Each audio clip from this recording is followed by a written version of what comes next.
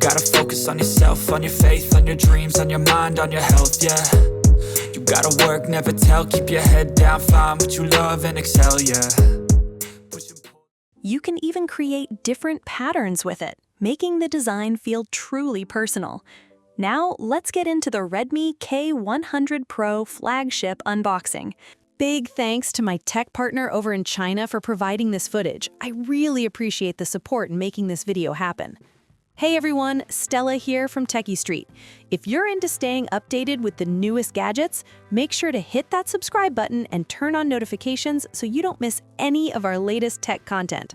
The packaging uses a slim outer shell with a deep cardboard box. The phone is immediately visible inside, and everything is simple and straightforward.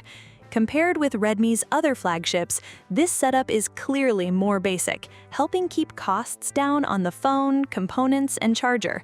The charger comes with a 100-watt USB-A port and Xiaomi's proprietary charging protocol. There's also a protective layer above the charging head. Maximum output reaches 20 volts and 5 amps. For the best speeds, Redmi recommends using the original charger and cable together. The included cable is a standard 6A data cable, measuring about 99 centimeters. Now, let's remove the screen protector. The phone has a familiar size, slightly extended across all 4 sides and around the corners. It feels comfortable in one hand, while the factory protector has precise cutouts in the right places. Moving to the sides, we get a light green all-metal frame. Both front and rear edges are subtly rounded, making the phone comfortable to hold. Interestingly, the front corners are slightly smaller than the rear ones, further improving one-handed grip. Now let's check the frame details.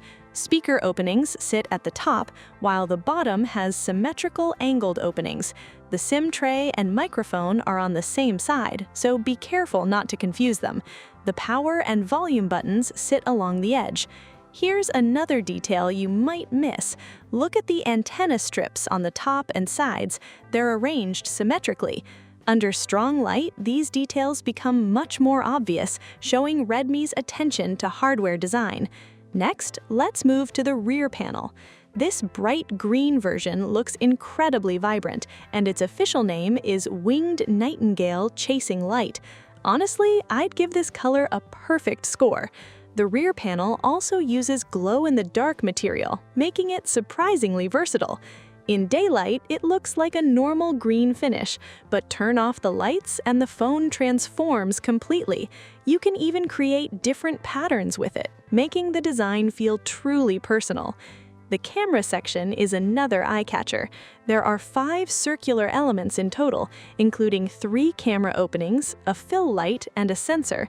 And the main camera aperture isn't exactly small. On the opposite side is a decorative ring designed for Bose tuning. Now for the weight, 222 grams. Combined with the metal build, it feels very premium, although slightly heavy. With its 6.59-inch display, this is definitely a small powerhouse by today's standards. The camera bump is also fairly controlled, using a horizontal through-type cutout. This design helps prevent rocking or bending when the phone sits on a flat surface. Even with the strong light cover, it stays surprisingly stable on a table. Now let's turn it on. The new wallpaper looks fantastic. I'd actually recommend taking a screenshot right now. You might appreciate it even more when you see it again 2 months from now. First, let's test the display with a light background. The screen is fairly large, with evenly sized bezels on all 4 sides, giving it a balanced and familiar look. If you look extremely closely, the chin is perhaps a fraction of a millimeter thicker, but at normal viewing distance, you simply won't notice it. Now, let's get into the major selling points. And the first is the display. For many users, one question matters most: how good is the eye protection?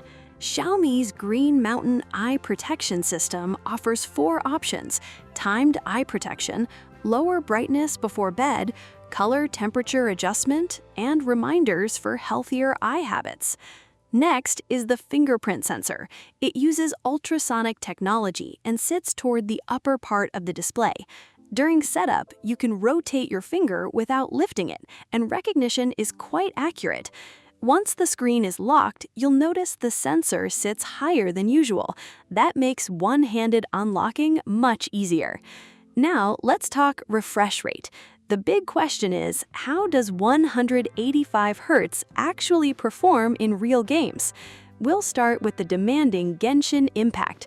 After 30 minutes, the average was 59.95 FPS with 3.91 W power consumption.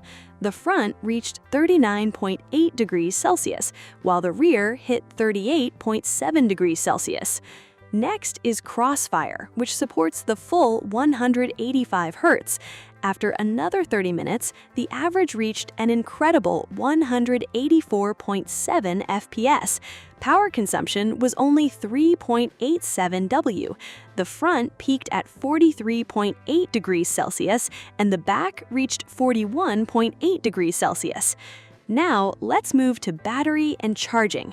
The phone packs a massive 8,500 mAh plus battery with 100-watt wired charging, 50-watt wireless charging, and 22.5-watt wireless reverse charging, plus wired reverse charging, and the package becomes seriously impressive. Overall, this is a very well-rounded flagship, and this generation feels like a clear step forward. Even the build quality stands out, with details like the perfectly symmetrical antenna lines. So what should we test next on the Redmi K100 Pro? Drop your ideas in the comments, subscribe, and stay tuned for more tests very soon.